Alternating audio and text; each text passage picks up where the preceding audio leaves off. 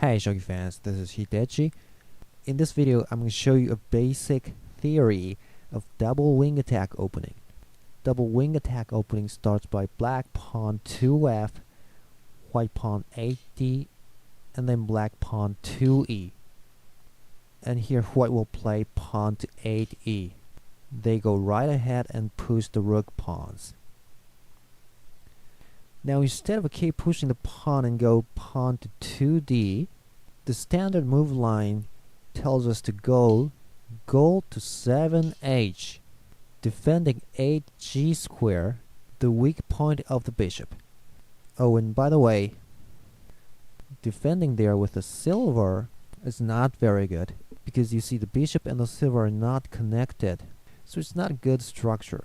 So remember, always defend there by the gold when playing double static rook opening. So now white 2 will play go to 3b and protect the bishop's head.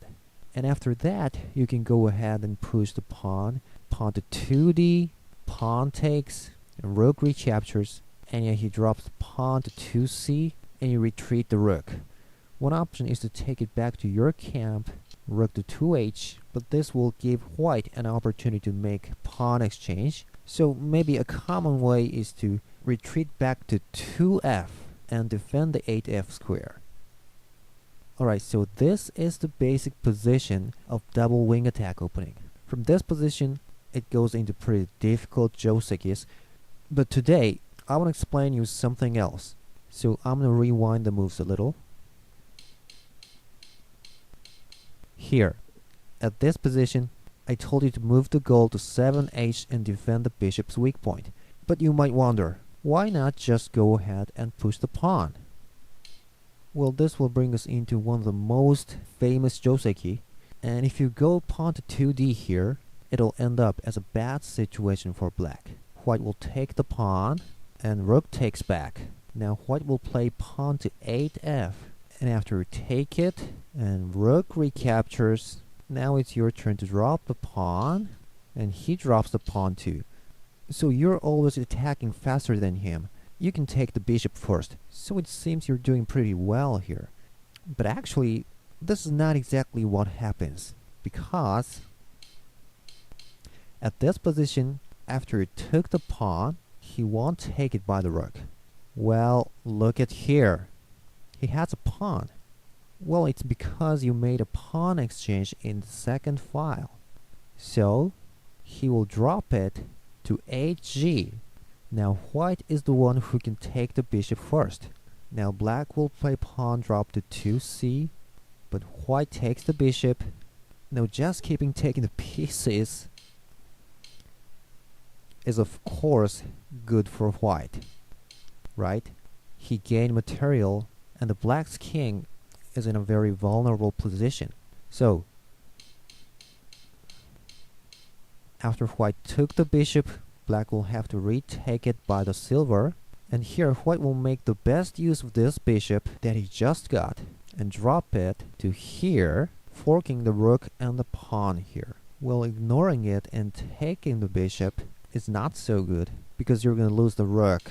Even if you can take another piece, it's obviously good for white. So at this position, where white has dropped the bishop, you'll have to let the rook escape. White will promote the bishop to 5g, and now black can take the bishop, but white takes it with the rook. So rook takes and promote, silver retakes. Well, at this position, this horse is too powerful, so it's not a good position for black. Well, this is just an example, but if black doesn't want to let white to take any of these pawns, he's going to have to move the gold to here. But well, in this case, white won't move this horse. He's going to just drop the rook to here. So black is losing. So basically, this is why you can't just go ahead and push the pawn to 2d without protecting the bishop by gold to 7h. Oh, and by the way,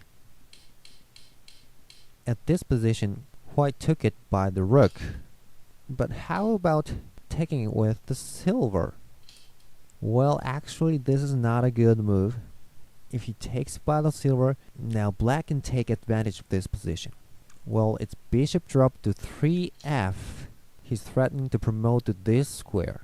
but his only way to protect this square is protected by the rook, right? Because otherwise the rook's protection to this silver is blocked, so black will win. So after rook 6b, what's black's good move? Well, some of you might found this, but well, this is way too much to do. After it's taken, well, yeah, you can take the silver, but white's rook's threat to this square is too powerful, and you gave him a bishop. So actually this is not a good way. Now, have you found the answer? Well, your pawn here is taken by the horse, right? So that means you can drop a pawn to this file. So yeah, pawn drop to 5b. An excellent move. It's a check, and also blocking the rook's protection to the silver. So white has to take it with the rook, and now black can promote the bishop, and this position is pretty good for black. So that's why white shouldn't take the promoted pawn on 2b by the silver. He had to take it by the rook. Oh, and also, one more thing. When you played bishop to 3f, white has another way to reply here. He can drop the pawn to 2g. Black will have to take it so as to keep attacking the silver. But then white will take the pawn, also attacking the silver, because the rook's protection to this silver is now off. Well, black can just take the silver, but he's gonna lose 1-2, and it's a threat mate, starting from silver drop to 6h. So black will play pawn drop to 8g, but here, instead of taking the rook back, white can now take the bishop, and after black recapture, he can drop a pawn to 2f. Black will take it so as to keep attacking the silver, but you see the next move here, right? Bishop 1e, a skewer. Rook drop to 2e, bishop takes 2f, rook recaptures, and maybe pawn to 2c. Now black's attack isn't successful here. This horse is powerful. But well, actually black did something wrong in the moves you've seen. Well, it's here. When white took the bishop, yeah, you don't reply to his move. Just go ahead and take the silver. So black's doing better in the game. Alright, now I'll have to explain one more thing.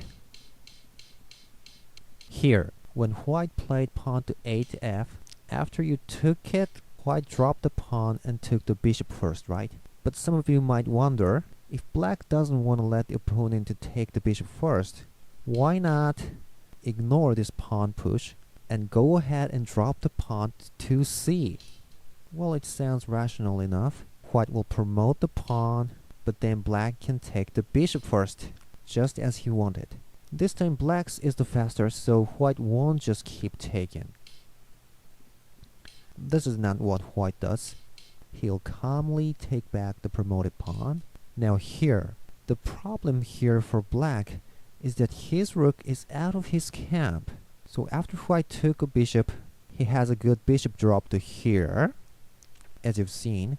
And also white is threatening to win material here by taking the bishop, because after that, black can retake it by the silver, because the rook is here. So probably the best way for black to do is take back the rook to his camp, avoiding the bishop drop here, and also defending this square. But well, after he took the bishop, for instance, black will recapture it. And look at this position. Do you notice something? Although black was the one who attacked first, their deployment on the board is exactly the same, and it's white's turn to play. And moreover, look at the pieces in their hands. White has gained one pawn from black, so it's obviously not good for black. And taking it with the rook, it's the same thing. See, exactly the same deployment, and it's white's turn to play. And what is more, at this position, white even has a much better move than taking the bishop. You know what that is? Well, if you can find this move, you must be a very strong player. Well, instead of taking the bishop, it's pawn drop to 8f. An excellent play. Well, now he's threatening to promote another pawn after taking the bishop. An extremely big threat to black. And you see, it's very difficult for black to remove that threat. Defending thereby the gold, for instance, doesn't help. Well, if white took the bishop, now black has defended this square. But well, white won't take the bishop. Yeah, he'll take the gold. And promote. Alright, so starting from the initial position, in the fifth move, remember, play gold to 7h. Alright, I hope you enjoyed this video. Thanks for watching and see you next time.